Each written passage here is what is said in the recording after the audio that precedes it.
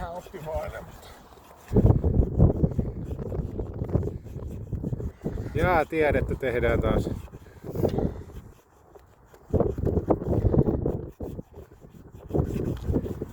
Jaa on tällä hetkellä semmoista, että ajoittaminen ykkösellä läpi. Suuri arvoitus on, että paljonko siellä on terästä pohjalle.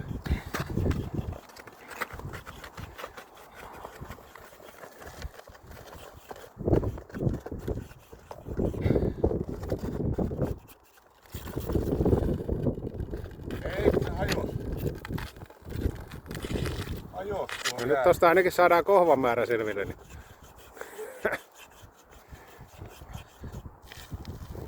Tässä semmonen...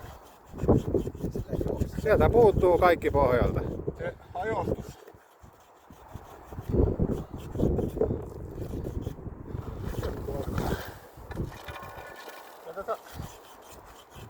Se sulla on akkukone.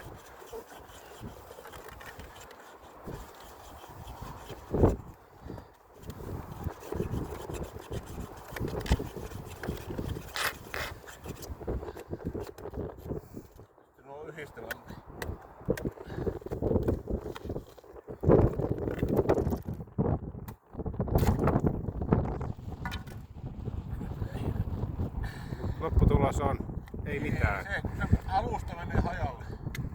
No niin. Meillä on niinku voileipä on valmis siinä. Se täytyy aika...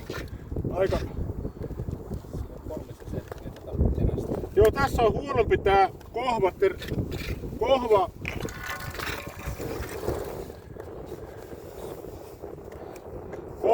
teräseen suuri huonompi kuin hulauksella.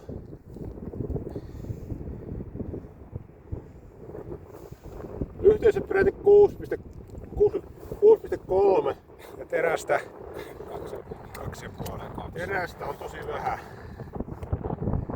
Terästä on 2,2. Riittävästi.